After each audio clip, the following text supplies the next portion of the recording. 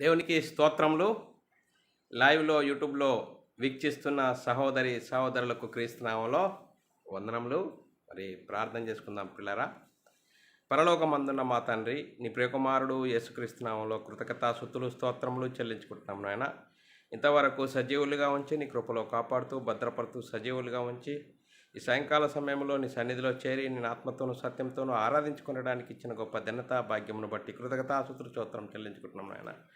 ఈరోజు సంఘంగాను సమాజంగాను కూడుకొని నీ వాక్యము నేర్చుకోవాలని ప్రయత్నపడుచుండగా, చెప్పాలని ప్రయత్నపడుచుండగా నాకును వింటున్న సహోదరులకు నీ కృపను అనుగ్రహించి వాక్య ప్రకారంగా మమ్మల్ని మేము సరిదిద్దుకొని నీకు మహిమ తెచ్చేవారంగా, ఘనత తెచ్చేవారంగా ఉండే ధన్యత భాగ్యం మా అందరికీ నీ అనుగ్రహించమని యేసుక్రీస్తు నామములో ప్రార్థన అడిగి వేడుకుంటున్నాం తండ్రి, ఆమెన్. మరి సహోదరులందరూ ఎలా ఉన్నారు? మరి సంతోషంగా ఆనందంగా ఉన్నారా? మీరందరూ సంతోషంగా ఆనందంగా ఉన్నారని నమ్ముతున్నాను.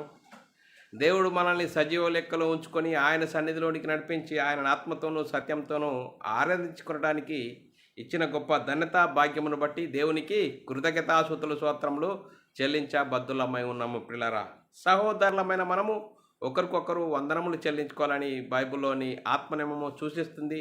దాన్ని మనము అర్థం చేసుకుంటూ అనుసరిస్తూ ముందుకు సాగుదాము పిల్లరా. మరి సంఘంగాను సమాజంగాను కూడుకున్న మనము ఈరోజు చాలా అద్భుతమైన అంశము నేర్చుకుందాం పిల్లరా.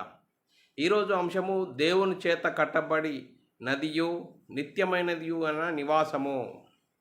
ఈరోజు అంశము దేవుని చేత కట్టబడినదియు నిత్యమైనదియు నివాసము అనే అంశము.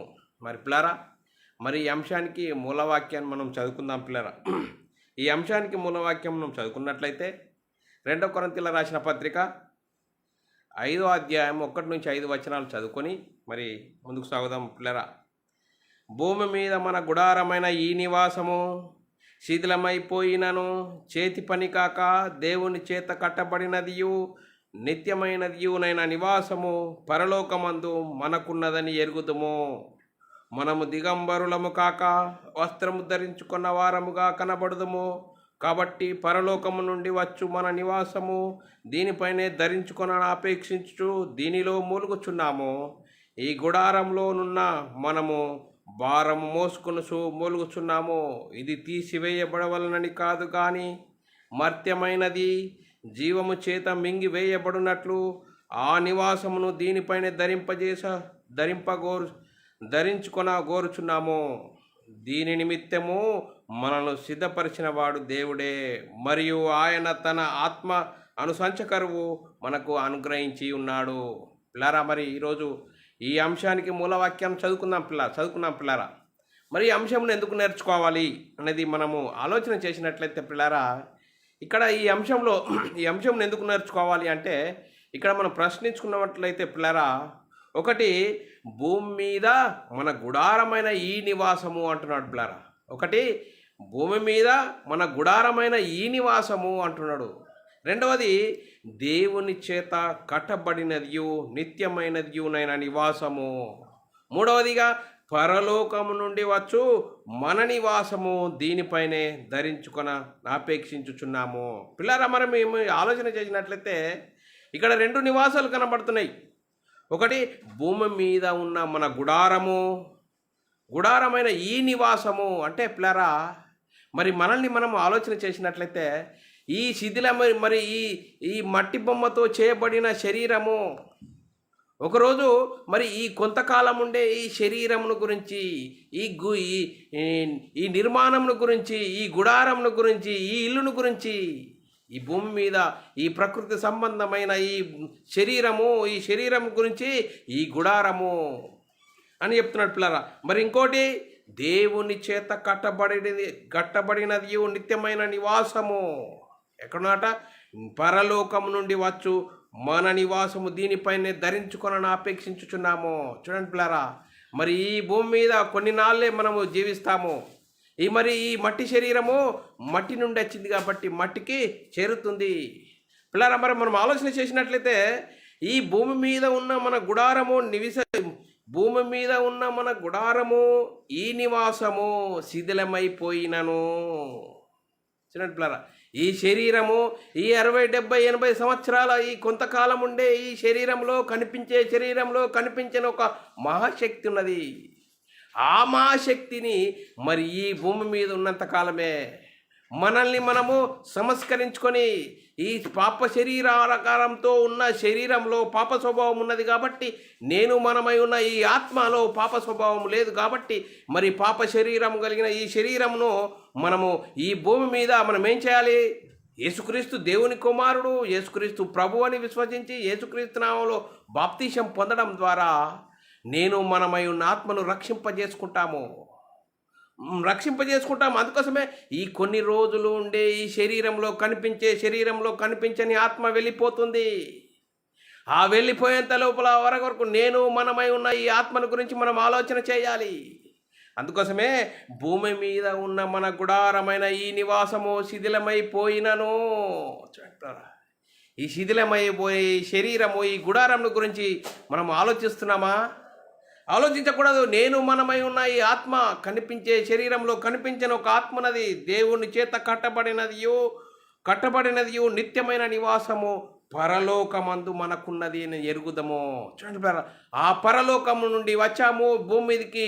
ఎక్కడికి వచ్చాము? భూమి మీదకి కొన్ని రోజులు ప్రయాణము. చూడండి, ప్రారంభాన్ని గురించి మనం ఆలోచన చేసినట్లయితే దేవుడు ఆదామును ఎక్కడి నుంచి తీశాడు?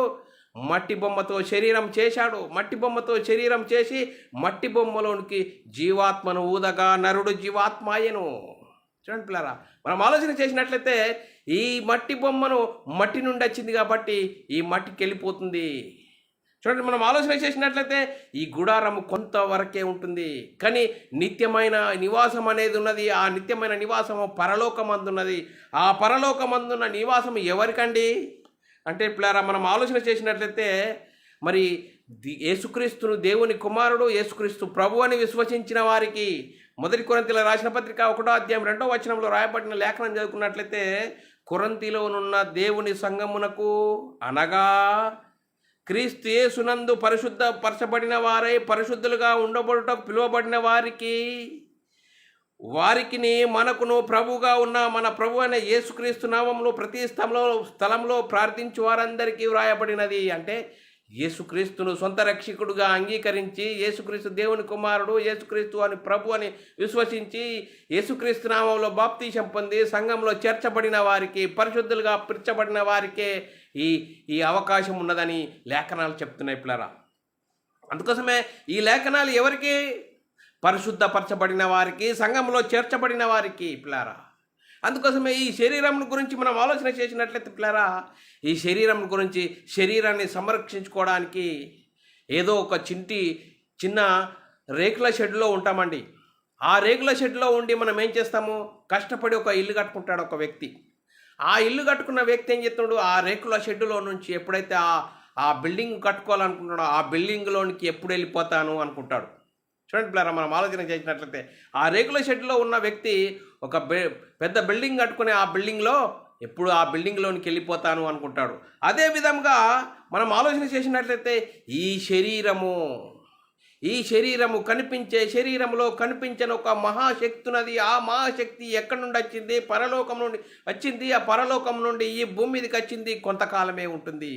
ఆ కొంతకాలమైన మనమై ఉన్న ఆత్మ ఎక్కడి నుండి వచ్చింది, ఏం చేస్తుంది, దేనికోసం బ్రతకాలి అని మనం ఆలోచన చేస్తే ఈ శరీరంలో పాప స్వభావం ఉంటుంది. ఈ పాప స్వభావం కోసం బ్రతికితే నరకం అనేది తప్పదు.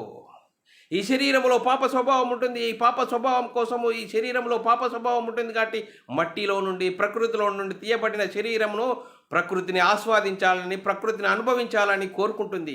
అందుకోసమే మనము మరి యేసుక్రీస్తు దేవుని కుమారుడు, యేసుక్రీస్తు ప్రభు అని విశ్వసించి యేసుక్రీస్తు నామములో బాప్తీసం పొంది అప్పుడు నువ్వు పరిశుద్ధులుగా పిలుచబడతావు. పరిశుద్ధులుగా పిలువబడి సంఘంలో చేర్చబడిన నీవు మరి చూడండి ఆ పరలోకం అనేది ఉన్నది. ఆ పరలోకానికి ఎప్పుడు వెళ్తాము అనే ఒక ఆలోచన కలిగి, ఒక స్పృహ కలిగి మనము ఈ భూమి మీద వాక్యానుసారంగా, ఆత్మానుసారంగా, ఆత్మనియమముకు లోబడి జీవించినట్లయితే చూడండి పిల్లరా, మనం అద్భుతమైన ఆ పరలోకం, యుగాలు ఉండే ఆ దేవుడు నుండే పరలోకం చేరే గొప్ప భాగ్యం ఉన్నది పిల్లరా.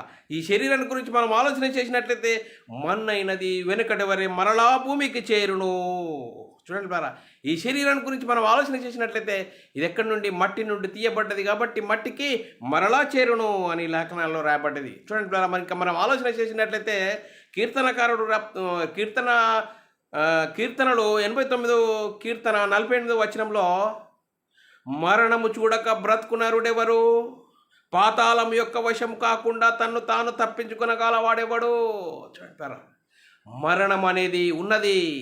ఈ కనిపించే శరీరంలో కనిపించని ఒక్క ఆత్మ వెళ్ళిపోతే శరీర మరణము. మట్టి నుండి వచ్చింది కాబట్టి మట్టికి చేరవలసిందే. అందుకోసమే మనకు ఒక ఆయుష్కాలం అనేది ఉన్నది అని లేఖనాలు చెప్తున్నాయి పిల్లరా. పుట్టినవాడు గిట్టక మానడు, లేఖనాలు చెప్తున్నాయి పిల్లరా. పుట్టినవాడు గిట్టక మానడు. మన ఆయుష్కాలము 70 సంవత్సరములు 80 సంవత్సరములు అని లేఖనాలు చెప్తున్నాయి. కీర్తనలు 90 అధ్యాయం 10వ వచనంలో మా ఆయుష్కాలము 70 సంవత్సరములు, అధిక బలమున్న ఎడల 80 సంవత్సరములు అయినను వాటి వైభవము ఆయాసమే, దుఃఖమే, అది త్వరగా గతించిపోవును, మేము ఎగిరిపోవుదుము. చూడండి పిల్లరా, ఈ శరీరాన్ని గురించి బైబిల్ ఏం చెప్తుంది? కొంతకాలమే, పరిమితి కలదు అంటుంది పిల్లరా. నరుల ఆయుష్కాలానికి పరిమితి కలదట. చూడండి పిల్లరా, ఈ కొంతకాలం ఉండే ఈ శరీరం కోసమే మనము బతుకుతున్నామా? ఈ కొంతకాలం ఉండే ఈ శరీరం అనే ఒక భ్రమలో మనం బ్రతుకుతున్నామా? మనం దేనికోసం బ్రతుకుతున్నాము? కనిపించే శరీరంలో కనిపించని మహాశక్తి ఉన్నది. ఆ మహాశక్తి ఎక్కడి నుండి వచ్చింది? దేవుని నుండి, ఆ పరలోకం నుండి వచ్చినాము. ఆ పరలోకానికి వెళ్ళాలి. మరి మనం ఏం చేస్తున్నాం? మనం శరీరం కోసమే ఆలోచిస్తున్నామా? కోటి కోసం, కోటి విద్యలను చిక్కుకొని ఈ శరీరం అనే ఒక వలయంలో, శరీరం అనే ఒక భ్రమలో బ్రతుకుతున్నామా? ఎలాంటి పరిస్థితుల్లో ఉన్నాము? అందుకోసమే నరుల ఆయుష్కాలంకు పరిమితి కలదు, వారి నెలల సంఖ్య వారిని నీకు తెలియచేయున్నది. మించజాలని వయోపరిమాణము నీవు వారికి నియమించి ఉన్నావు. యోబు గ్రంథంలో రాయబడ్డది పిల్లారా. మనం ఆలోచన చేసినట్లయితే పిల్లారా, ఈ శరీరం గురించి ఈ విధంగా రాయబడ్డది. శరీరం గురించి కూడా యేసుక్రీస్తు జీవించిన కాలంలో కూడా చెప్పాడు. చూడండి పిల్లారా, యేసుక్రీస్తు ఈ శరీరం అనే దేవాలయంలో పడగొట్టండి, 3 దినములలో లేపుతానన్నాడు.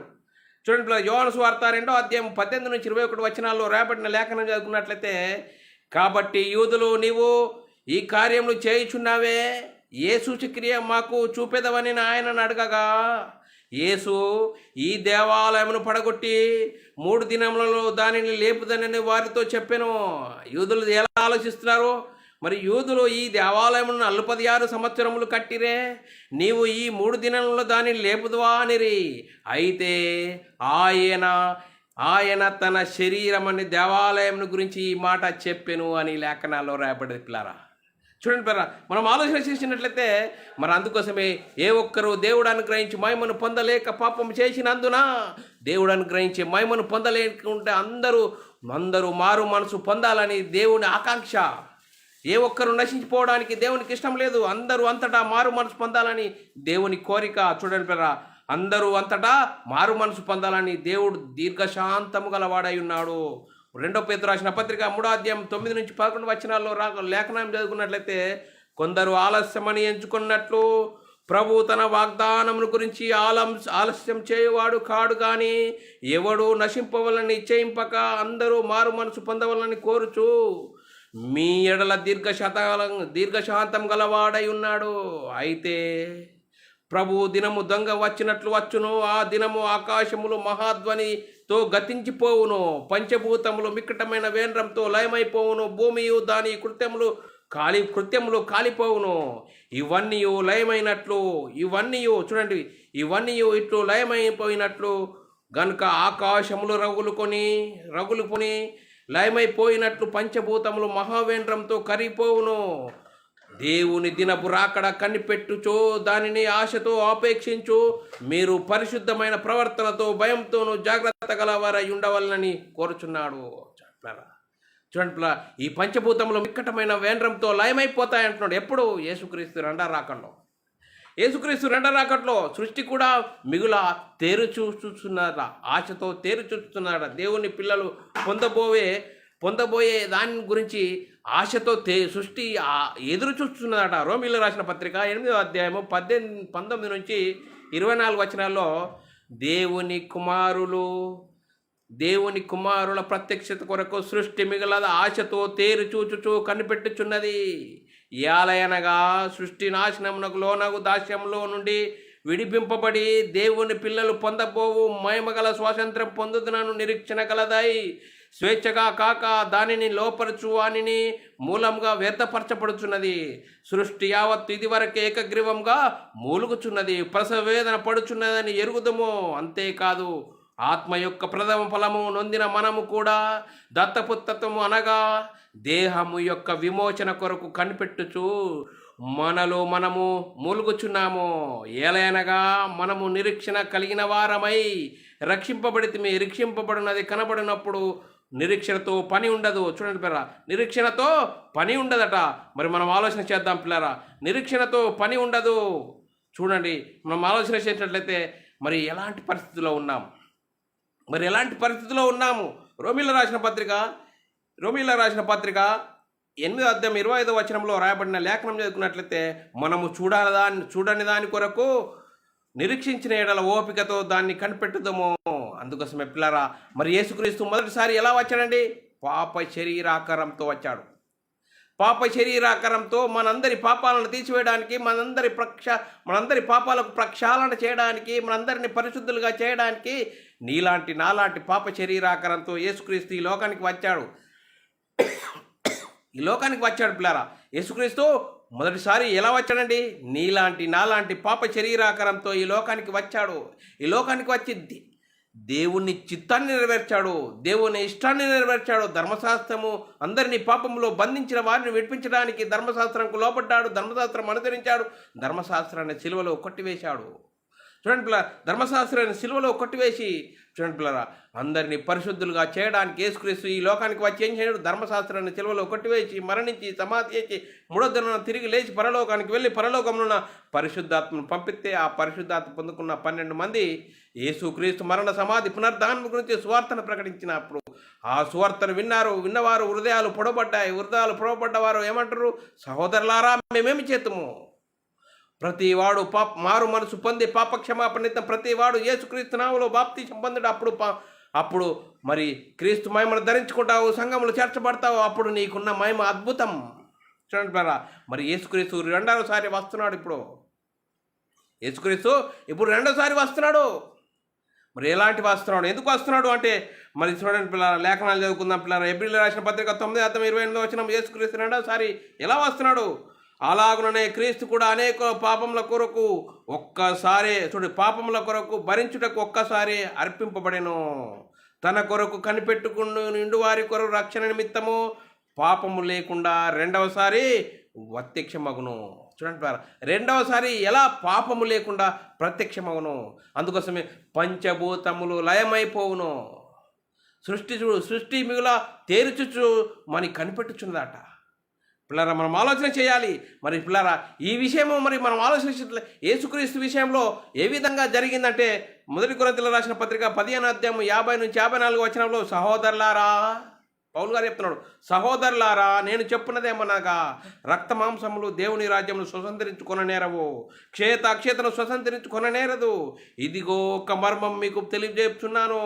మనమందరము నిద్రించము కానీ నిమిషములో ఒక రెప్పపాటున కడబుర మ్రోగగానే మనమందరము మార్పు పొందుదము. బూర మోగును, అప్పుడు మృతులు అక్షయులుగా లేపబడుదురు. మనము మార్పు పొందము. క్షయమైన ఈ శరీరము అక్షయతను ధరించుకొనవలసి ఉన్నది. మర్త్యమైనది ఈ శరీరము అమర్త్యతను ధరించుకొనవలసి ఉన్నది. ఈ క్షయమైనది అక్షయతను ధరించుకున్నది. ఈ మర్త్యమైనది అమర్త్యతను ధరించుకున్నప్పుడు విజయమందు మరణం మింగివేయబడినను వాక్యము నెరవేర్చబడి ఉన్నది. చూడండి, ఈ వాక్యం ఎవరిలో నెరవేర్చబడిందంటే యేసుక్రీస్తు జీవితంలో నెరవేర్చబడి ఉన్నది. ఇప్పుడు మనము మన జీవితంలో నెరవేర్చబడవలసిన అవకాశం ఉన్నది. చూడండి, మనం ఎలా జీవించాలి భూమి మీద? మరి ఈ భూమి మీద మనం ఎలా జీవించాలి?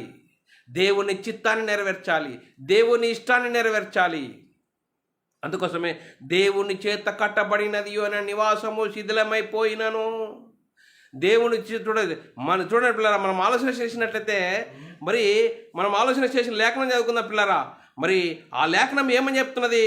మరి లేఖనం చదువుకున్నట్లయితే పిల్లరా, 1 కొరింథీయులకు రాసిన పత్రిక 2 కొరింథీయులకు రాసిన పత్రిక 1:5-1-2 భూమి మీద మన గుడారమైన ఈ నివాసము శిథిలమైపోయినను చేతి పని కాక చూడండి పిల్లరా, భూమి మీద ఉన్న మన ఈ గుడారము శిథిలమైపోతుంది. కొన్ని నాళ్ళే ఉండేది శిథిలమైపోతుంది. కానీ చేతి పని కాక దేవుని చేత కట్టబడినది నిత్యమైన నివాసము పరలోకమందున్నది. ఆ పరలోకం కోసం మనము వేగిరపడుచున్నామా? ఆ పరలోకం కోసము ఆత్మనియమమును అనుసరించి జీవిస్తున్నామా? ఎలాంటి పరిస్థితుల్లో ఉన్నాము? అది మనల్ని మనమే వాక్యానుసారంగా ఆలోచన చేసుకోవాలి. ఆత్మానుసారంగా జీవిస్తున్నామా? ఆ నిత్యమైన కట్టడము పరలోకమందున్నది. ఆ పరలోకం అనే నివాసము దీనిపైననే మరి మనము నిర్ణయించుకునే విధంగా జీవిస్తున్నామా? ఎలాంటి పరిస్థితుల్లో ఉన్నాము? అది మనల్ని మనమే ఆలోచన చేసుకోవాలి. చూడండి బ్రదర్, మరి యేసుక్రీస్తు రెండో రాకడలో వస్తాడు. ఆ రెండో రాకడలో వచ్చేటప్పుడు మనము ఎలాంటి పరిస్థితుల్లో ఉన్నాం? మరి ఆత్మానుసారంగా జీవించి ఆ ఆత్మనియమమునకు లోబడి జీవించి ఆ దేవుడు ఉండే పరలోకము నిత్యము పరలోకము ఆ గొప్ప మహిమలో చేరడానికి సిద్ధపడుతున్నామా? ఎలాంటి పరిస్థితిలో ఉన్నాం? మనల్ని మనమే ఆలోచన చేసుకోవాల్సిన అవసరం ఎంతైనా ఉంది. మొదటి కొరింథీయులకు రాసిన పత్రిక 15:44 వచనంలో ప్రకృతి శరీరముగా విత్తబడి ఆత్మ సంబంధమైన శరీరముగా లేపబడును.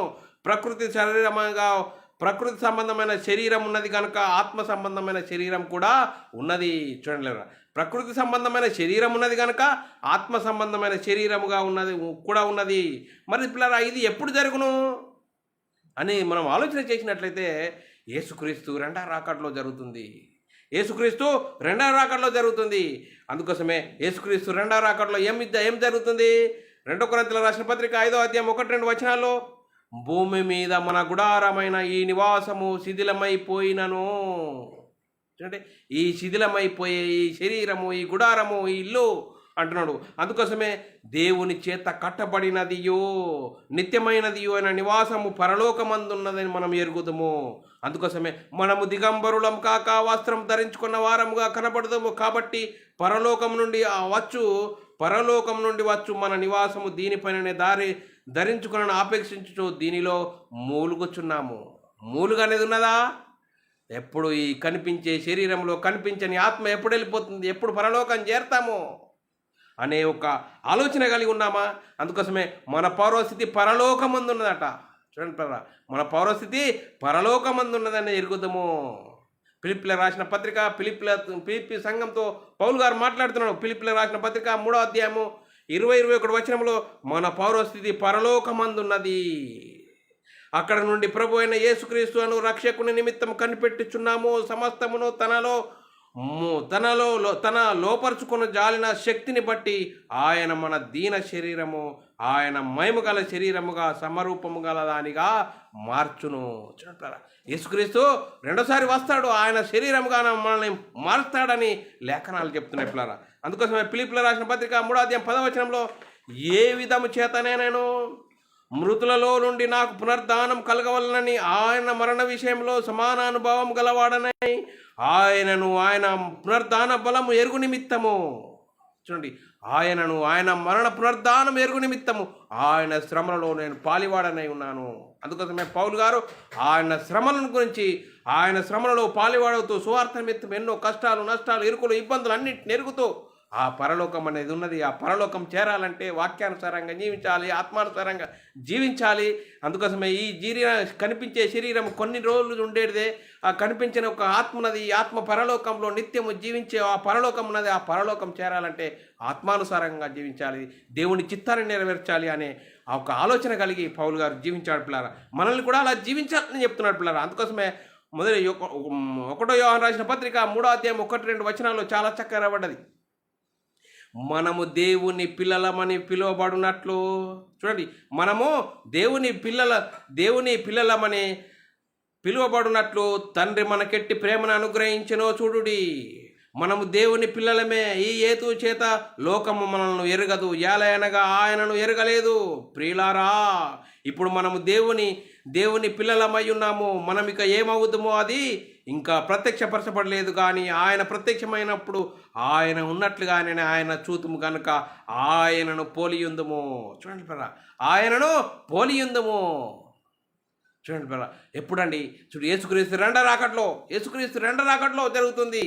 అందుకోసమే భూమి మీద ఉన్న మన గుడారము చేతి పని కాక దేవుని చేత కట్టబడినది నిత్యమైన నివాసం పరలోకమందు మనకున్నదని ఎరుగుదము. అందుకోసమే ఆ నివాసము పరలోకం నుండి వచ్చునని మనము ఎరుగుతున్నామా? మనల్ని మనం ఆలోచన చేయాలి. దీనిపైనే ధరించుకుని ఆపేక్షించుచున్నా దీనిలో మూలుగుచున్నామా? దేవుని చిత్తాన్ని నెరవేరుస్తున్నామా? దేవుని ఇష్టాన్ని నెరవేరుస్తున్నామా? దేవుని ఇష్టాన్ని నెరవేర్చే విషయంలో ఎన్నో ఇరుకులు ఇబ్బందులు అన్నిటిని ఓర్చుకొని దేవుని చిత్తాన్ని నెరవేర్చే విధంగా మన జీవితం ఉన్నదా? మనల్ని మనం ఆలోచన చేయాలి. పౌలు గారు అలా జీవించాడు, అలా జీవించాలి, దేవుని చిత్తాన్ని నెరవేర్చాలి, దేవుని ఇష్టాన్ని నెరవేర్చే విధంగా మనం జీవితం జీవిస్తున్నామా? ఎలాంటి పరిస్థితిలో ఉన్నాము? అందుకోసమే మనల్ని మనం ఆలోచన చేయాలి. చూడండి ప్రియరా, మరి యేసుక్రీస్తు రెండో రాకడలో వస్తాడు. అందుకోసమే యేసుక్రీస్తు రెండో రాకడలో వచ్చినప్పుడు మరి యేసుక్రీస్తు చిత్తాన్ని నెరవేర్చి మనం మరణిస్తే పరదేశంలో ఉంటాము. దేవుని చిత్తాన్ని నెరవేర్స్తే మరణిస్తే పరదేశంలో ఉంటాము. యేసుక్రీస్తు రెండో రాకడలో వస్తే యేసుక్రీస్తు మనము మరి పరలోకం చేరే గొప్ప ధన్యత. మరి భూమి మీద జీవించిన మనము యేసుక్రీస్తు రెండో రాకడలో వస్తే కను రెప్పపాటులో మార్పు పొందదుము. కొంతమంది ఇప్పుడు ఏం చెప్తారు? యేసుక్రీస్తు రెండో రాకడలో వస్తాడు, సమాధి దొడ్డిలో నుండి మరి శరీరము వస్తుందని అనుకునేవారు ఉన్నారు. చూడండి మరి సమాధుల పండుగ చేస్తున్నారు కొంతమంది. ఎందుకు చేస్తున్నారు? మరి సమాధులలో ఏముంటుంది? కుళ్ళిన ఎముకలు ఉంటుంది. చూడండి పిల్లలు, మరి మత్తయి సువార్త 23:27 అయ్యో వేషధారులైన శాస్త్రులారా, పరిచయులారా, మీరు సున్నం కొట్టిన సమాధులను పోలి ఉన్నారు. అవి వెలుపల శృంగారముగా అగపడును కానీ లోపల చచ్చిన వారి ఎముకలతో సమస్త కల్మషంతో నిండి ఉండును. చూడండి పిల్లలు, సమస్త కల్మషంతో నిండి ఉంటుంది. యేసుక్రీస్తు రెండో రాకడలో వస్తాడు.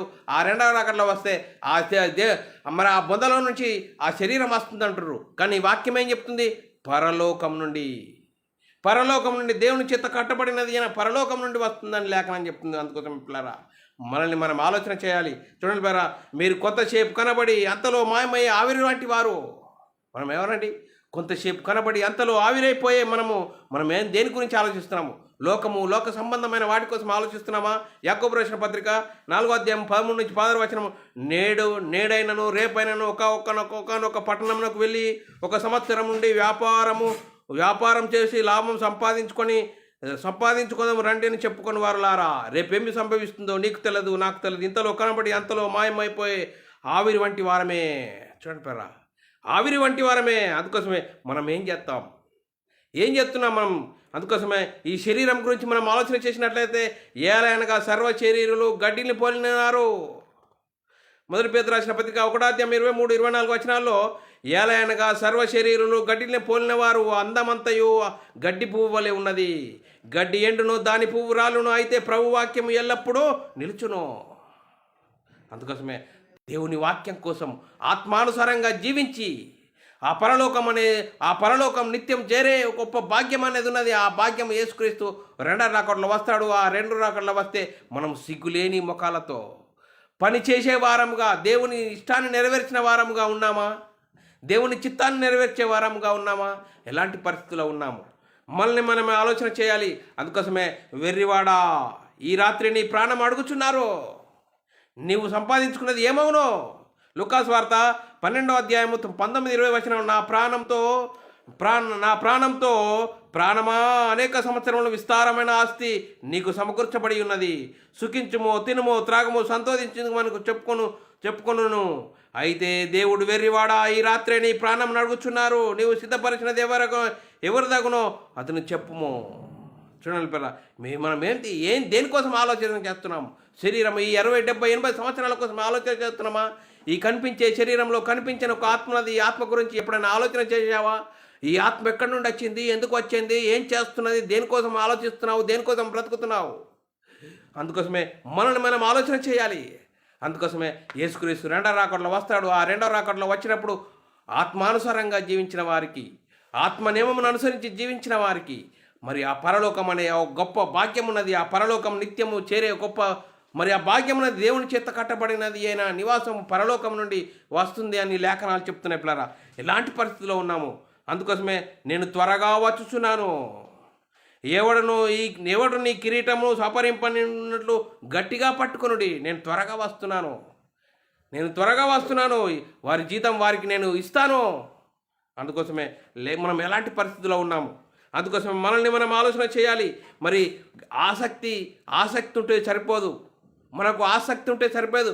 ఆ ఆసక్తి వాక్యానుసారమైందా కాదా? రోమిల రాసిన పత్రిక 10:2 వారు దేవుని అందు ఆసక్తి గలవారని వారిని గురించి సాక్ష్యం ఇచ్చుచున్నాను, అయినను వారి ఆసక్తి జ్ఞానానుసారమైనది కాదు. ఇజ్రాయేల్ గురించి పౌలు గారు చెప్తున్నాడు, వారు ఆసక్తిగా ఉన్నారట, కానీ వారి ఆసక్తి ఏందట? వాక్యానుసారమైనది కాదట. మనకు ఆసక్తి ఉంటే సరిపోదు, మన ఆసక్తి వాక్యానుసారంగా ఉండాలి. అలా ఉన్నప్పుడే మనం దేవుని చిత్తాన్ని నెరవేర్చే వారంగా ఉంటాము. అందుకోసమే అజ్ఞానుల వలె కాక జ్ఞానుల వలె ఉండాలని లేఖనాలు చెప్తున్నాయి పిల్లరా. మరి ఒకప్పుడు దేవుడు చూసి చూడనప్పుడు కాలం ఉన్నది. ఇప్పుడు అందరూ అంతటా మారు మనసు పొందాలని దేవుని ఇష్టం. అందుకోసమే అపొస్తలుల కార్యం 10:30 ఆ అజ్ఞాన కాలమందు దేవుడు చూచి చూడనట్లుగా ఉండెను. ఇప్పుడైతే అంతటా అందరూ మారు మనసు పొందవలని దేవుడు మనుషులకు ఆజ్ఞాపించుచున్నాడు. చూడండి పిల్లరా, అందరూ మారు మనసు పొందాలని దేవుని ఇష్టం ప్రకారము సువార్త ప్రకటించబడుతున్నది. ఆ సువార్తను విని సువార్తకు లోబడి వాక్యానుసారంగా జీవిస్తున్నామా, ఆత్మానుసారంగా జీవిస్తున్నామా? మరి దేవుని చేత కట్టబడినది యూనైన నివాసము మరి పరలోకమందు మనకున్నదని ఎరుగుతున్నామా? మరి ఈ శిథిలమైపోయే ఈ నివాసం గురించి ఆలోచిస్తున్నామా? అందుకోసమే 2 శరీరాల గురించి, 2 నిర్మాణాల గురించి మనము నేర్చుకున్నాం పిల్లారా. అందుకోసమే దేవుని చేత కట్టబడినది అనే నివాసము ఒకటి, మరి శిథిలమైపోయే ఈ శరీరం గురించి లేఖనాలు చెప్తున్నాయి పిల్లరా. మరి ఈ శిథిలమైపోయే దానికోసం ఆలోచిస్తున్నామా, దేని గురించి ఆలోచిస్తున్నాము అనేది మనమే ఆలోచన చేసుకోవాలి. మొదటి కొరింథీయుల రాసిన పత్రిక 2 కొరింథీయుల రాసిన పత్రిక 5:1-2 లేఖనాలు చదువుకున్నట్లయితే, భూమి మీద మన గుడారమైన ఈ నివాసము శిథిలమైపోయినను చేతి పని కాక దేవుని చేత కట్టబడినది నిత్యమైన నివాసము పరలోకమందున్నదని ఎరుగుతాము. చూడండి పరా, మరి ఆ నిత్యమైన నివాసం కోసం మనము తాపత్రపడుతున్నామా? మరి యేసుక్రీస్తుని ఎందుకు నమ్ముకున్నావు? యేసుక్రీస్తుని నమ్ముకొని ఈ లోక సంబంధమైన వాటి కోసం బ్రతుకుతున్నావా? ఈ 60, 70, 80 సంవత్సరాల కోసమే బ్రతుకుతున్నావా? అందుకోసమే ఈ 60, 70 సంవత్సరాల కోసం కాదు, కనిపించే శరీరంలో కనిపించిన ఒక ఆత్మ ఉన్నది. ఈ ఆత్మ యుగాలు పరలోకం చేరే గొప్ప భాగ్యం ఉన్నది. ఆ భాగ్యం కోసము మనము దేవుని చిత్తాన్ని నెరవేర్చే వారంగా ఉన్నామా, దేవుని ఇష్టాన్ని నెరవేర్చే వారంగా ఉన్నామా? ఆ దేవుని ఇష్టాన్ని నెరవేర్చే వారంగా ఉంటే మరి పరలోకంలో నిత్యమైన కట్టడం అనే నిత్యము దేవుని చేత కట్టబడినే ఉన్న నివాసం అనేది ఉన్నది. ఆ నివాసంను చేరడానికి మనము ఆత్మానుసారంగా జీవించాలి, వాక్యానుసారంగా జీవించాలి. అలా జీవించినప్పుడే పరలోకం చేరతావు. లేకుంటే ఇష్టానుసారంగా జీవిస్తే, శరీరం కోసము ప్రాకులాడితే, శరీరము ఈ 60, 70 సంవత్సరాల కోసం ప్రాకులాడితే, శరీరాశ, నేత్రాశ, జీవపు డమ్మాన్ని చూపించేవాడున్నాడు సాతాను. తినుము, తాగము, సంతోషించము, దీనికోసమే పుట్టామని చెప్పుకుంటే నిత్య నరకం తప్పదు. నిత్య నరకము, పురుగు చావదు, అగ్ని ఆరదు ఆత్మకు. చూడండి, ఎలాంటి జీవితం కావాలి? నిత్యము జీవించే ఆ పరలోకం చేరతావా? నిత్యము మరి నరకానికి వెళ్ళే ఆ పాతాళానికి జారిపోతావా? ఈ రెండుటి నీ ముంగటనే ఉన్నాయి. దేన్ని కోరుకుంటావు సహోదరి, సహోదరుడా? నిన్ను నీవే ఆలోచన చేసుకో. ఇంతవరకు చెప్పబడిన లేఖనం ప్రతి ఒక్కరి హృదయంలో నీరుగట్టి ఫలింపజేయను గాక. ఆమెన్. అందరికీ వందనములు, దేవునికి స్తోత్రాలు. ప్రార్థన చేసుకుందాం. పరలోకమందున్న మా తండ్రి, నీ ప్రియకుమారుడు యేసుక్రీస్తు నామములో కృతజ్ఞతాస్తుతులు, స్తోత్రములు చెల్లించుకుంటున్నాం నాయన. ఇంతవరకు సజీవులుగా ఉంచి నీ కృపలో కాపాడుతూ మరి ఈ శిథిలమైపోయే ఈ నివాసం ఉన్నది, కనిపించే శరీరంలో కనిపించని యొక్క ఆత్మ ఉన్నది. ఆత్మ పరలోకం చేరాలంటే ఆత్మానుసారంగా జీవించాలని, ఆత్మను అనుసరించి జీవించితే పరలోకం చేరతామని ఇంతవరకు వాక్యం విన్నాము. విన్న వాక్యం విడిచిపెట్టకుండా విన్న మాటల ప్రకారం మా ఆత్మీయ జీవితంలో కట్టుకుని నీకు మేము తెచ్చేవారం, ఘనత తెచ్చేవారంగా ఉండే ధనత భాగ్యం మా అందరికీ అనుగ్రహించినందుకు కృతజ్ఞతాస్తుతులు స్తోత్రం చెల్లించుకుంటూ యేసుక్రీస్తు నామములో ప్రార్థన అడిగి వేడుకుంటున్నాం తండ్రి. ఆమెన్. సహోదరులారా, మరి ఇలాంటి అంశాలు వినాలనుకుంటున్నారా? యూట్యూబ్ సెర్చ్లో BW అకాడమీ ఛానల్ సబ్స్క్రైబ్ చేసుకోండి. అలాగే Bible wisdom academy Berean channel subscribe చేసుకోండి. మీరు మరి వినండి, అనేకులకు చేర్చేయండి. మీ వ్యక్తిగత ప్రార్థనలు, ప్రార్థనలు జ్ఞాపకం చేసుకోవాల్సిందిగా క్రీస్తు ప్రేమను బట్టి బతిమాలుకొచ్చున్నాను. అందరికీ వందనములు, దేవునికి స్తోత్రాలు.